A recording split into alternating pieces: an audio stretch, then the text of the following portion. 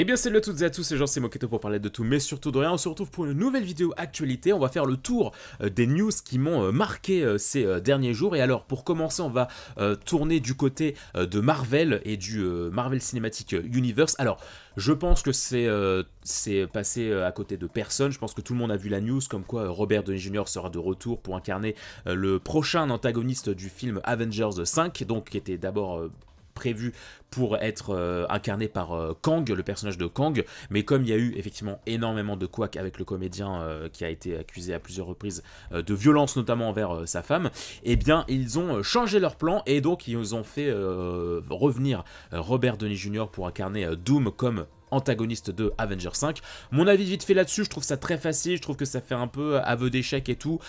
Oui, c'est peut-être effectivement très commun dans l'univers comics de faire revenir des personnages dans différentes versions, l'aspect multiverse, etc.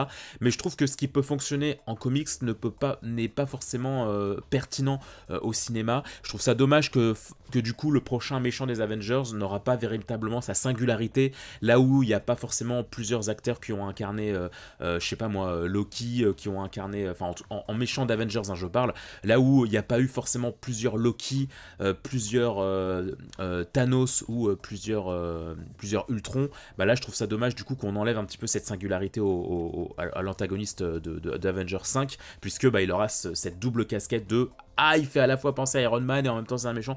Je trouve ça dommage. Mais bref, c'est pas sur cette news que j'avais envie de commencer cette vidéo. Non, je voulais revenir sur une déclaration de Kevin Feige, donc président de Marvel Studios, qui aurait partagé certaines informations concernant l'avenir du MCU. Et en fait, je voulais revenir sur cette news parce qu'elle a été, mine de rien, mal comprise par beaucoup de gens, puisque initialement, les gens ont compris que Kevin Feige aurait confirmé que la prochaine saga du MCU sera la saga des mutants.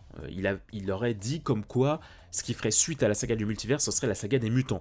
Sauf que je voulais apporter de la nuance sur cette news parce que ce n'est pas exactement ce qu'il a dit. En fait, il aurait parlé uniquement de l'ère des mutants qui débuterait avec le film Deadpool et Wolverine, donc actuellement au cinéma, et qui effectivement...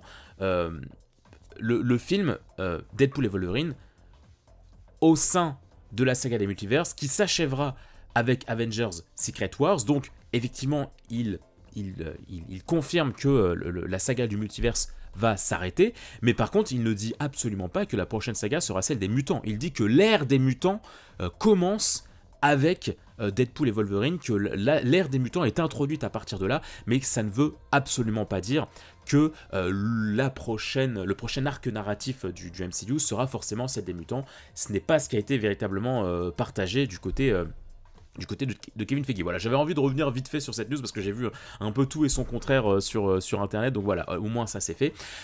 J'en avais parlé dans une précédente vidéo, comme quoi effectivement Arcane aura enfin sa version physique, sortira enfin en Blu-ray en 2024, et bien on a eu enfin des visuels ainsi qu'une date de sortie pour ces versions physiques, puisque eh bien on aura le droit notamment à une version Blu-ray simple, mais aussi à des versions Steelbook, donc à l'effigie de Vi ou de Jinx, donc vous pourrez un petit peu choisir le steelbook que vous préférez, et il y aura également une version ultra collector qui comportera toutes sortes de posters, de bonus, même une carte, etc. Enfin bref, tout ça pour une somme assez importante. Je vous laisserai aller voir sur le site de l'éditeur. Vous avez tout qui est détaillé, les différents prix, les différentes éditions, ce que contiendra chaque édition. Mais voilà, en gros, nous avons enfin des visuels pour cette version physique de Arcane qui sortira donc le 14 octobre dans, je suppose, tous les magasins. On va revenir aussi sur, effectivement, le futur comics crossover Naruto et Tortue Ninja. Je vous en avais parlé dans une précédente vidéo, et on a eu quelques informations supplémentaires, notamment un synopsis. Lorsque la jeune reporter April O'Neil obtient une rencontre confidentielle avec Tsunade, l'Hokage du village de Konoha, ceci attire l'attention de Naruto, Sasuke, Sakura et Kakashi. Mais ils ne sont pas les seuls intéressés parce que les deux femmes ont à se dire. Le sinistre clan Foot est intéressé par la visite d'April puisqu'il pense qu'elle détient des informations de valeur sur les recherches en mutation conduites par le scientifique Baxter Stockman. Alors qu'April est prise entre les forces du clan Foot et du village cacher de la feuille. Il ne faut pas bien longtemps pour que les Tortues Ninja s'en mêlent. Voilà, n'étant pas un grand fan de Tortues Ninja, Naruto je connais, mais les Tortues Ninja je connais pas tout, donc je ne cerne pas tous les enjeux. Mais en tout cas, ce qu'il faut retenir, c'est que eh bien, le crossover entre Naruto et les Tortues Ninja débutera le 13 novembre 2024, donc c'est dans pas si longtemps. On va revenir du côté de Disney. On a eu des premières images de la future série Star Wars Skeleton Crew. On a eu effectivement les premières images de cette série qui fait un petit peu, personnellement, penser je trouve qu'il y a une vibe Goonies / Stranger Things. Je sais pas du tout ce que ça peut donner. Ce qu'il faut savoir, c'est que l'action de la série se déroulerait avant les événements de la série Ahsoka et après le film Le Retour du Jedi. Et on aurait comme synopsis qu'après une mystérieuse découverte sur la planète natale, 4 enfants se perdent dans un dangereux voyage à travers la galaxie. Par tous les moyens, ils tentent de retrouver le chemin qui les ramènera chez eux. Leur aventure, bien plus grande que tout ce qu'ils avaient pu imaginer, sera ponctuée de rencontres aussi bien avec des alliés que des ennemis improbables. Voilà, c'est un petit peu encore flou, je dirais, sur les enjeux de cette série. Ça m'a l'air d'être une série assez chillax, encore une fois, assez tournée Stranger Things dans l'univers de Star Wars. Personnellement, j'ai aucune hype par rapport à cette série. Alors oui, ça donne un vent d'air frais, mais ce que je trouve dommage, c'est qu'il y a tellement un manque d'ambition et de profondeur, je trouve, dans les dernières productions Star Wars, qu'un côté un peu plus enfantin ne m'intéresse pas trop. Il y aurait que des séries du style de Andor, je dirais oui, ça fait du bien d'avoir un ton assez différent, beaucoup plus léger. Mais étant donné que c'est pas trop le cas, je vous avoue que, ouais, que cette série ne m'intéresse pas le moins du monde. Sinon, du côté jeux vidéo, Nintendo nous a partagé un nouveau trailer, un trailer explicatif pour le prochain jeu vidéo The Legend of Zelda Echoes of Wisdom. Je vais y arriver. Donc qui est pas du tout un remake, pas du tout un remaster, c'est véritablement un nouveau jeu The Legend of Zelda, inspiré donc de la DA du remake qu'ils avaient fait, je crois que c'était A Link to the Past. Donc un univers un petit peu Playmobil-like si je puis dire. Et donc effectivement ils nous ont partagé une nouvelle vidéo trailer qui nous explique un petit peu toutes les spécificités du monde et les différentes techniques que pourra employer Zelda. Puisque oui, la spécificité de ce jeu, c'est quand même que c'est Zelda qui sera l'héroïne de cet opus. On n'incarnera pas Link, ou en tout cas beaucoup moins qu'à l'accoutumée. Là ce sera véritablement Zelda que nous incarnerons, qui utilisera notamment de la magie et qu'il faudra utiliser pour résoudre plusieurs énigmes. N'étant pas un plus grand fan que ça de ce type de gameplay, de cette DA, je me suis pas plus que ça intéressé sur les différentes phases de gameplay, mais en tout cas n'hésitez pas à aller consulter ça pour les plus intéressés. Le jeu sortira le 26 septembre sur Nintendo Switch.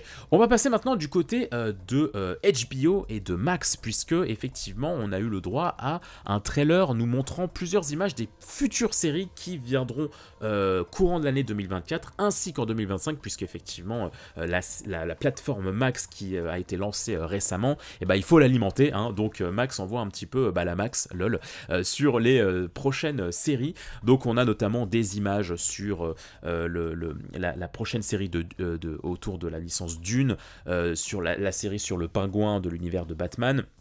Mais ce qui m'intéresse surtout, personnellement, c'est qu'on a eu des images, des premières images de A Night of the Seven Kingdoms, donc la future série de Game of Thrones, dans l'univers de Game of Thrones, qui donc sera inspirée, si j'ai bien compris, de nouvelles qu'a écrit véritablement George R.R. Martin. Et donc, pour vous en dire un peu plus sur cette série, ça se passera, l'intrigue se déroulera 72 ans après les événements de House of the Dragon et 100 ans avant Game of Thrones, à une époque où la lignée des Targaryens détient toujours le trône de fer. Et il sera question d'un jeune chevalier naïf mais courageux qui s'appellerait Dunk, alias Sir Duquesne le Grand, dont Brienne de Torse, donc on retrouve dans la série Game of Thrones, en est la descendante, et Egg, son ami écuyer. Voilà, on n'a pas plus d'informations que ça concernant la série. On sait juste qu'elle sortira elle est attendue pour 2025.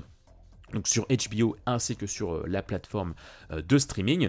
Et on a eu aussi les premières images de la seconde saison de The Last of Us, qui donc adaptera le second jeu, donc The Last of Us Part 2, mais qui n'ira pas jusqu'au bout du jeu, donc ce qui confirme un petit peu les rumeurs comme quoi effectivement 2 saisons auraient été tournées en même temps. Apparemment la saison 2 et la saison 3 auraient été tournées en même temps, ce qui semblerait logique avec cette news comme quoi effectivement la saison n'irait pas jusqu'au bout du jeu. Donc à voir. La seconde saison est attendue pour 2025. J'attends pas mal de cette saison parce que c'est vrai que le deuxième jeu, je l'ai beaucoup apprécié. Donc en même temps, j'ai un petit peu peur de ce qu'ils vont en faire. On verra bien.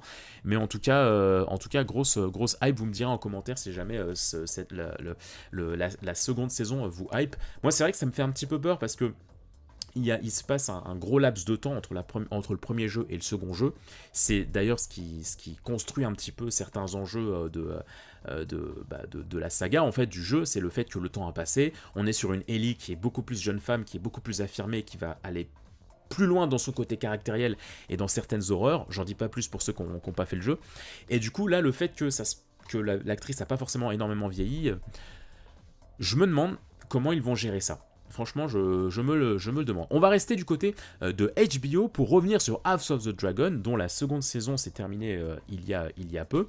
On a eu des confirmations aussi de la part de HBO, puisque le co-créateur de la série, Ryan Condal, l'a annoncé lors d'une conférence de presse.